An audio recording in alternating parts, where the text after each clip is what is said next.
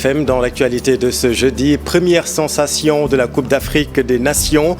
Le pays organisateur perd 1-0 devant les Super Eagles du Nigeria. Dans le même temps, le duel des rois de la savane se prépare entre le Sénégal et le Cameroun. Match prévu demain à 17h. Aliou Cissé s'attend à un match âprement disputé. Droit dans ses bottes, Cheikh Tidiane Dièye rejette les arguments avancés dans le recours déposé par Benno Bokk Yakaar. Ma candidature émane bel et bien d'une plateforme indépendante, a-t-il martelé. Il a assumé sa proximité et son indéfectible soutien à Ousmane Sonko. Dans l'actualité également, le forum régional sur l'adaptation au changement climatique dans la vallée du fleuve Sénégal. Événement tenu à Saint-Louis du Sénégal, ville tricentenaire menacée de disparition par la dégradation environnementale. Reportage à suivre.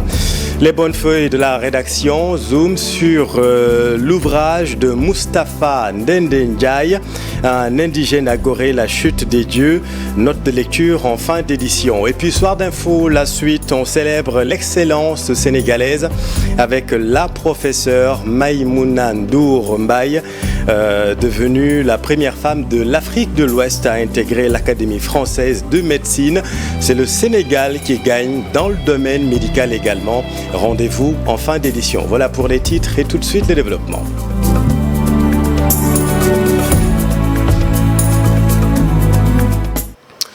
Mais d'abord, cette petite sensation venue d'Abidjan, la Côte d'Ivoire, pays organisateur, battu 1-0 par les Super Eagles du Nigeria.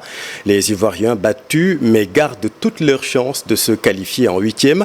Le troisième et dernier match oppose la Côte d'Ivoire à la Guinée équatoriale lundi. Les Équato-Guinéens qui ont battu les Bissau-Guinéens 4-2 en milieu de journée. La Côte d'Ivoire reste troisième du groupe avec 3 points devant la Guinée équatoriale et le Nigeria, 4 points chacun. La Guinée-Bissau ferme la marche.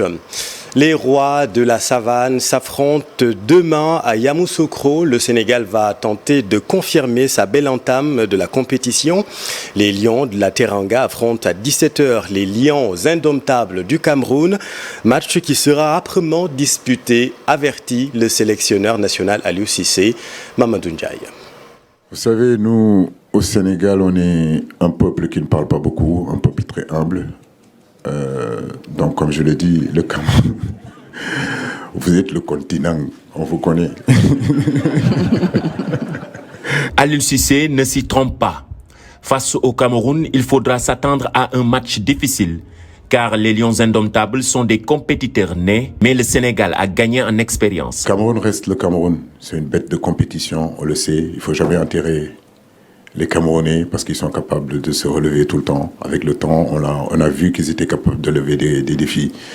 Le Sénégal a grandi, a acquis beaucoup d'expérience, de compétition en compétition, de sortie en sortie. Nous avons quand même acquis beaucoup de vécu et beaucoup d'expérience. Mais je veux dire, aujourd'hui, nous, ce qui nous intéresse, c'est surtout nous.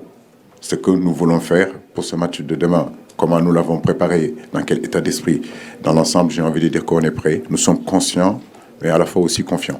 Comme on a abordé le dernier match, c'est-à-dire bien se concentrer, respecter les consignes du coach, jouer les matchs à 200%, ne pas calculer l'adversaire, surtout se concentrer, nous, ce que le coach va nous demander de faire, parce que lui et son staff ont bien étudié cette équipe camerounaise et je pense qu'ils ont les clés aujourd'hui pour nous faire gagner ce match. Donc si on fait ce qu'il faut, si on joue à notre niveau tous, le match se passera bien et on gagnera ce match-là, Inch'Allah. Face à l'adversité, les Lions seront prêts, comme le rappelle Idrissa Gana Gueye. Bien sûr, s'ils vont à la guerre, nous aussi, on sera prêts pour répondre présent. Parce que je pense qu'on est préparé, on est bien préparé pour ça. Tout le monde est prêt et s'ils veulent la guerre, ils l'auront. À la question de savoir si Aliou Cissé pourrait envisager de changer son 11 de départ demain, le sélectionneur botte en touche. Il a un groupe. C'est ce que je disais tout à l'heure. Aujourd'hui, on a constitué un groupe de 27 joueurs. Donc de ces 27 joueurs-là, Habib peut débuter, Nicolas peut débuter, Bamba peut débuter. Donc on a la possibilité aujourd'hui des garçons comme Sima peuvent débuter aussi. L'important, c'est surtout que l'état d'esprit soit au rendez-vous, que les gens comprennent que celui qui débute, que celui qui ne débute pas a peu d'importance. Ce qui est important, c'est le Sénégal aille de l'avant. Ce qui est important, c'est que demain, on gagne, peu importe qui a commencé ou qui a débuté sur le banc. Une affiche attractive, certes, mais le plus important reste d'engager les 3 points afin d'assurer une qualification dès cette deuxième journée. Mamadou et les Camerounais auront à cœur de se racheter après avoir fait match nul contre la Guinée-Conakry. Un but partout. Ils veulent les 3 points. Suivant le sélectionneur Rigobert Song et Georges Kevin Koudou. Plus dans les calculs. Il faut 3 points. Il faut 3 points et ça permet en sorte que, je dis, ça nous permet de continuer notre... Je ne veux pas entrer dans les calculs. Aujourd'hui, mes joueurs, je leur dis, voilà une opportunité. Aujourd'hui, nous sommes passés à côté de ce qu'on recherchait au premier match. Maintenant, vous avez l'opportunité de démontrer, de quitter un peu cette vague qui va nous permettre de pouvoir y avancer. Septembre dernier, j'étais pas présent lors de ce match amical qui a eu lieu à Lens, je crois, contre le Sénégal. Mais j'avais regardé les matchs, donc j'ai pu suivre la performance de mes coéquipiers. C'était un match très serré. Au final, il n'y a eu qu'un seul 0. Et c'était un but marqué par Sadio Mané sur penalty. Donc on sait que quand c'est sur penalty, c'est entre guillemets 50-50. Mais le match était très serré. C'est vrai que le Sénégal, ils ont des fortes individualités, ils ont des grands joueurs. Donc, et nous aussi, quand on regarde individuellement, on a une très belle équipe. Donc je pense que ça sera un match très serré. Les deux équipes vont vouloir donner le meilleur de elles-mêmes. Et je pense que ça sera l'équipe qui sera la plus soudée et la plus forte mentalement, entre guillemets, le plus costaud qui défendra ensemble en avançant, qui pourra gagner ce match. Le football, parfois, ça joue à rien, donc on verra demain ce qui se passera, mais je pense que ça sera un match très beau à voir et c'est deux belles nations qui jouent, donc on verra ça demain. Sénégal-Cameroun, match prévu demain à 17h. Notez le retour de Youssouf Sabaly qui a fait sa toute première apparition lors de la séance d'entraînement de cet après-midi. Dans l'actualité politique, cher Tidiane Dieye, est formelle. Nous avons tous les documents légaux nécessaires à la validation de notre candidature, a-t-il déclaré cet après-midi. Il n'écarte pas de renoncer à la sienne si la candidature de Ousmane Sonko passe. Nous y reviendrons dans un tout petit instant avec Aminata Mbaresso. Le collectif des candidats spoliés de leur parrainage dit avoir saisi le président Macky Sall en tant que président du Conseil supérieur de la magistrature. La précision est de Aminata Touré, explication à la Sanba. Et c'est parce que le chef de l'État, Macky Sall, est aussi le président du Conseil supérieur de la magistrature qu'il est normal de le saisir. Ainsi donc, le collectif des candidats recalés a tenu à rappeler au président Sall sa responsabilité par rapport à ce qu'il qualifie de violation de la loi. Puisque le Conseil constitutionnel, qui a eu des manquements très très graves, il n'y a pas d'institution au-dessus du Conseil constitutionnel. Nous avons exposé le caractère inacceptable du contrôle du parrainage, ça c'est très clair, preuve à l'appui. J'ai dans mon recours amené une centaine de cartes d'électeurs dans l'ensemble du pays pour leur montrer que ce que vous avez déclaré comme n'étant pas dans le fichier, voilà bien leur carte d'électeur. Et quand on a fait le point, c'est pratiquement plus de 900 000 électeurs sénégalais qui disposent de leur carte d'électeur qui ne pourront pas voter. Et cela va entraîner justement cette instabilité-là. C'est pour ça que nous nous sommes adressés au président du Conseil supérieur de la magistrature pour qu'il parle à ses juges et qu'il leur donne instruction de respecter la loi. Et dans la Constitution, il est le garant du respect de la loi et des règlements. Sur la position du candidat Ousmane Sonko par rapport à la correspondance adressée au président Sall, Aminata Touré estime que chaque leader a son approche. Mais le plus important, c'est d'être unis. Moi, ce que je considère, c'est que l'opposition doit rester unie parce que nous avons en face un adversaire commun, à mon avis, c'est le candidat qui veut assurer la continuité de ce système-là. Ce système qui pousse des milliers de jeunes à prendre la mer et à mourir en mer, ce système-là qui se refuse d'auditer 1000 milliards du Covid, ce système-là qui viole justement les droits des Sénégalais avec plus de 1500 jeunes qui sont actuellement dans les prisons du Sénégal, dont un de nos responsables départementaux. Je pense qu'ensemble, l'opposition, quelles que soient nos appréciations différentes, ça peut arriver même dans les familles, qu'on ait des appréciations différentes, mais ce qui nous lie est infiniment plus important et nous devons tout faire pour rester ensemble, pour nous assurer que Amadou Ba, qui veut la continuité du régime du président Macky Sall, soit sorti de cette élection-là dès le premier tour. Concernant la polémique sur la double nationalité de Karim Wade, la présidente de la coalition Mimi 2024 préfère rester à l'écoute du Conseil constitutionnel. Nous sommes concentrés sur nos propres recours en tant que collectif. Khalifa Sall, pour sa part, est contre toute idée de report de la présidentielle. Khalifa Sall, 2024, et le candidat était à Thiès dans le cadre de ses activités politiques. Voyons tout cela avec Cheikh Anta Diop et Seyla Tir. Khalifa Sall est catégorique. Selon lui, on ne doit pas attendre à un mois de l'élection présidentielle pour parler de report de la présidentielle ou de révision. Code électoral, nous sommes d'accord. dégguma président bi wax waxu renvoi dégguma ñeneen wax ko maintenant ay politique rek ngi wax bay wey na mbuus. On ne doit même pas penser à un report de cette élection. C'est nous qui avions donné notre accord sur le code électoral et c'est anormal qu'on parle de report. Si cela passe, tous les futurs présidents pourront faire pareil. Ban texte moo ñu ko mais surtout comme a dit Hélène, on crée un précédent. Ku fi toogate rek soo tollu see fii rek créer problème bu tax ñu ne nañu renvoyer. Non. L'ancien maire de Dakar soutient que l'histoire lui a donné raison. Sa participation au dialogue national avait suscité moult critiques. Ce pays, tous les problèmes qui ont été réglés l'ont été par le dialogue.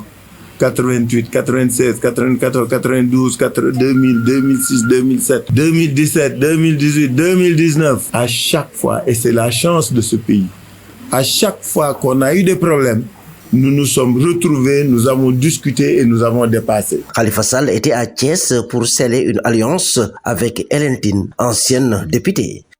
Et je vous le disais, dans l'actualité, toujours, cher Tidiane Dieye, est formelle. Nous avons tous les documents légaux nécessaires à la validation de notre candidature, a-t-il martelé tout à l'heure en conférence de presse. Il n'écarte pas tout de même de renoncer à la sienne si la candidature de Ousmane Sonko passe. Aminata Mbaresso.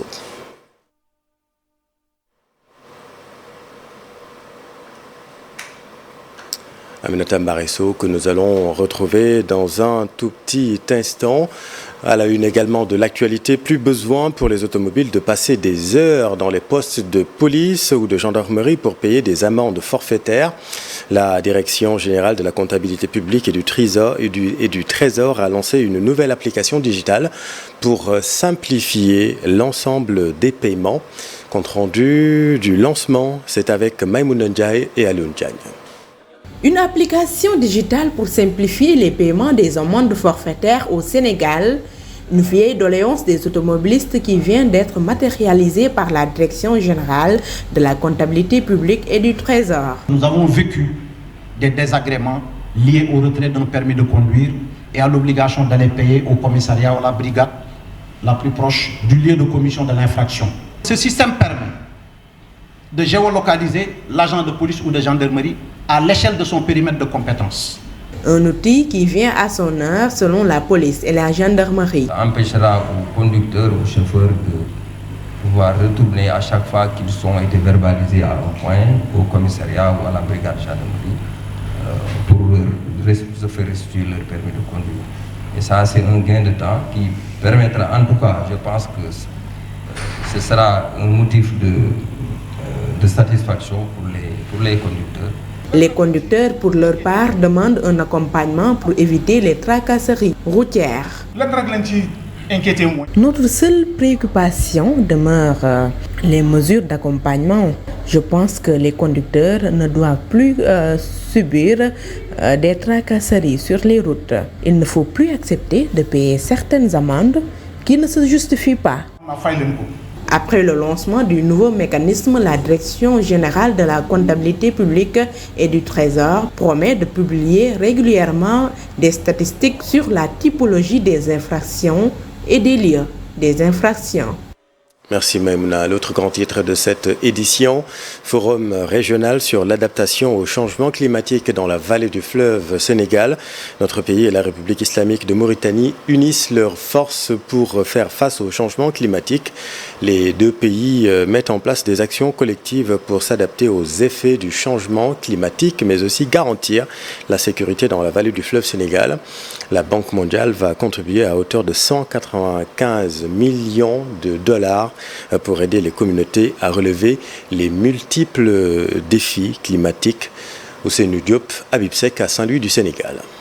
Le Forum mondial régional de haut niveau sur l'adaptation au changement climatique dans la vallée du fleuve Sénégal a permis au maire de Saint-Louis, Mansour Faye, de donner l'exemple pour des villes durables. Les différents participants ont discuté pour mettre en place une action collective pour s'adapter aux effets du changement climatique et garantir la sécurité dans toute la vallée du fleuve Sénégal. Notre humble avis, pour y parvenir, le Forum de Saint-Louis doit mener à la préconisation d'une feuille de route pour des actions en faveur du climat, comportant, entre autres, l'élaboration d'un plan directeur de développement durable du bassin du fleuve Sénégal, assorti d'un programme d'action stratégique.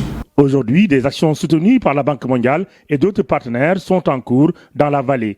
Elles sont aujourd'hui à l'origine des résultats encourageants. Ces actions sont encourageantes, certes, mais l'urgence du changement climatique nous impose de faire plus et d'aller au-delà des investissements plus importants qui ciblent principalement le bassin du fleuve Sénégal pour renforcer sa résilience. Pour le ministre de l'Hydraulique et de l'Assainissement de la République islamique de Mauritanie, les États voisins doivent aujourd'hui renforcer davantage leur intégration et leur solidarité.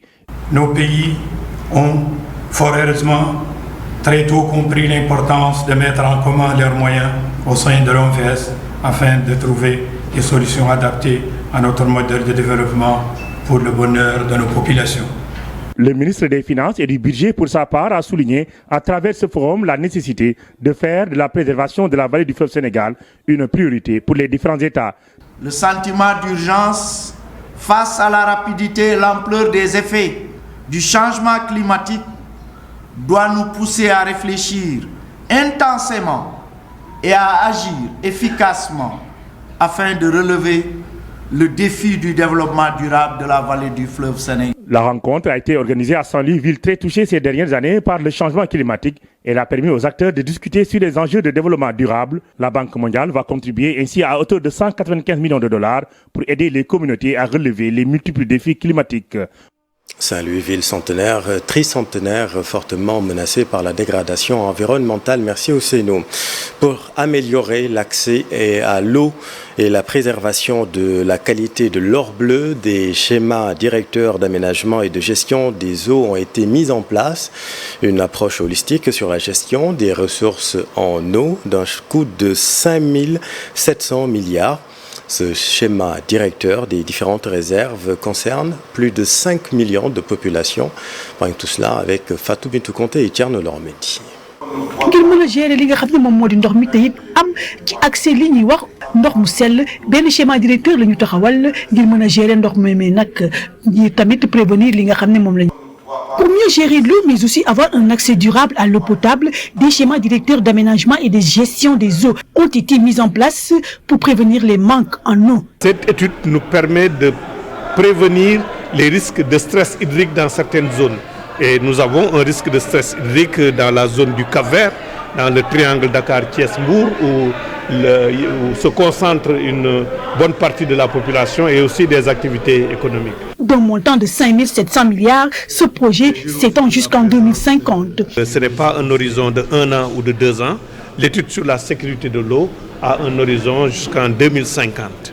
Il s'agira donc pour le gouvernement de planifier maintenant dans ses budgets respectifs et dans ses programmes de développement cela.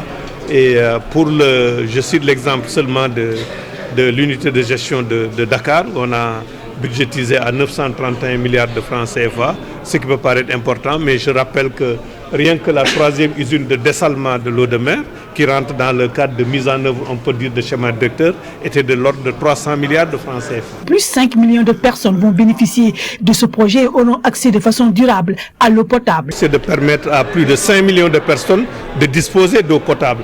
Au niveau de l'agriculture aussi, ça a été dans la présentation montré l'impact. Au niveau des mines, au niveau pastoral et piscicole, le nombre d'exploitants qui peuvent bénéficier de la mise en œuvre de ces schémas directeurs d'aménagement et de gestion des eaux. Avec ce schéma directeur de gestion des eaux au Sénégal, la sécurité de l'eau est assurée et des millions de Sénégalais verront leurs conditions de vie s'améliorer en termes d'accès. Merci Fadmintou, on en vient à notre rubrique Les bonnes feuilles de la rédaction.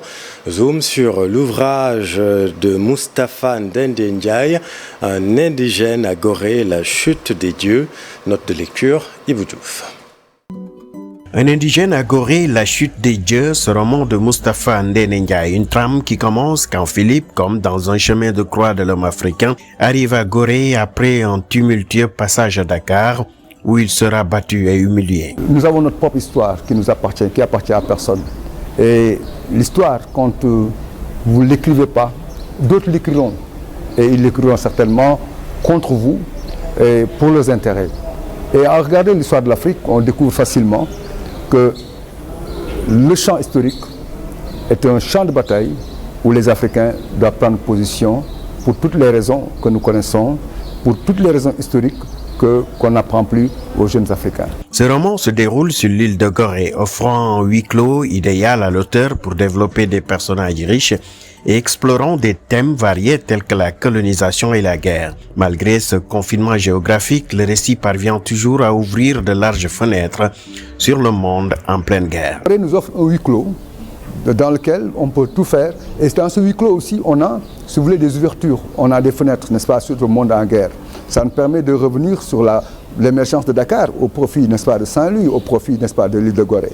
Mais au fond, Gorée restera toujours cette île mémoire que nous devons préserver. En abordant ces sujets connexes, le lecteur pourra découvrir par lui-même la connexion entre l'esclavage et la colonisation, tout en étant guidé par l'auteur pour mieux comprendre la portée historique et humaine de ces événements. Le premier tome, donc, c'est la chute des dieux, qui part de 1939 à 1943. Le deuxième tome part de 1944 à 1946, qui coïncide naturellement avec la loi Lamine Gueye. Et le troisième tome apparaître qui part de 1947 à 1958, qui coïncide avec l'indépendance de la Guinée. Moustapha Ndende Ndiaye, l'auteur du roman Un indigène à Gorée, est aussi un passionné d'histoire. Il se consacre à une carrière de romancier, éditeur. Il est aussi l'organisateur du Salon international du livre de Thiès. Avec cet ouvrage, l'auteur de 68 Neige sur Dakar affirme son talent et sa préférence pour le roman historique. Merci Ibou. Le reportage du jour nous mène à Yamoussoukro, en Côte d'Ivoire, la capitale politique de la Côte d'Ivoire. Le milieu scolaire a ses exigences. Les apprenants doivent avoir une attitude et une tenue irréprochables conformément au règlement intérieur. Dans certains établissements publics, une mesure ne fait pas l'unanimité, celle qui veut que tous les élèves aient les cheveux coupés très courts pour pouvoir suivre les cours. C'est un reportage signé Mamadou Ndiaye et Mbissandoy. Dans la législation ivoirienne, la scolarisation des enfants est obligatoire. Nous sommes ici dans une école publique à Yamoussoukro. Ici, en plus du port de l'uniforme strict, il est demandé aux élèves de se couper les cheveux, garçons et filles. Bon, ici en Côte d'Ivoire, il y a des établissements. Bon, on exige de se coiffer, filles comme garçons. La coiffure s'oblige aux garçons et compte aux filles, car c'est la discipline de notre société. C'est le règlement intérieur qui nous dit qu'on va se coiffer, sinon... Ouais, nous sommes habitués à ça, donc ça ne cause pas de problème en tant que tel, quoi. Une mesure disciplinaire qui pourrait veiller aussi à un meilleur encadrement des élèves. Notre gouvernement a décidé que tous les enfants se coiffent. Voilà, vous voyez, vous les avez vus, ils sont tous coiffés. Bon, ça c'est pour ne pas qu'il y ait une différence. Voilà, vous voyez, il y a des enfants dont les parents ont l'argent, ils vont faire de ces coiffures et d'autres, bon, ils restent comme ça. Il y en a aussi, les cheveux seront ébouriffés. Voilà, c'est pas bon. Donc, garçons et filles, tout le monde se coiffe. Tout le monde se met au même niveau. L'autre aspect qui pousse les autorités à prendre cette mesure de couper les cheveux des élèves, c'est l'aspect hygiénique. Se couper les cheveux rend l'élève beaucoup plus propre et pour éviter aussi la discrimination chez les élèves. Les enfants, quand ils ont les cheveux poussés, généralement les teignent, les poux, ils ont les doigts dans les cheveux, dans la tête, pendant que nous sommes en train de faire les cours. Et quand ça dérange, ça c'est de 1. Et puis il y a eu le fait que, comme il a dit là, aujourd'hui il y a certains parents qui ont les moyens. Et donc ils coiffent correctement et de façon vraiment propre leurs enfants. Certains même n'ont même pas le minimum pour le faire. Et donc ça crée des inégalités. Et donc pour éviter ce genre de situations, bon, ils ont décidé qu'on les coiffe dans les salles de classe. Donc on a opté pour cela, pour que le travail des enfants puisse aller de l'avant. Et l'égalité aussi. Parce que vous voyez, il y a des enfants qui ont des moyens, des parents qui ont de grands moyens, qui peuvent faire des cheveux qui coûtent excessivement cher. Par contre, d'autres, même pas un paye même pour se peigner les cheveux. Donc pour éviter ces inégalités, vraiment c'est vraiment beau, c'est vraiment hygiénique que tous les enfants aient les cheveux courts. Au moins on n'a pas les cheveux qui démangent, qui sentent. Ça nous permet de bien laver notre tête. Ça permet de mieux réfléchir au fait. Cette mesure imposée ne fait pas l'unanimité chez les élèves et parents d'élèves. Selon certains parents, beaucoup de jeunes filles scolarisées y sont soumises simplement parce que la mesure est encore en cours dans leurs établissements. Merci Mamadou, c'est la fin de cette édition. Merci infiniment de l'avoir suivi. Retrouvez toutes ces informations sur notre site igfm.sn. Restez avec nous dans un tout petit instant. Nous célébrons l'excellence sénégalaise avec la professeure Maïmouna Ndour Mbaye. A tout de suite.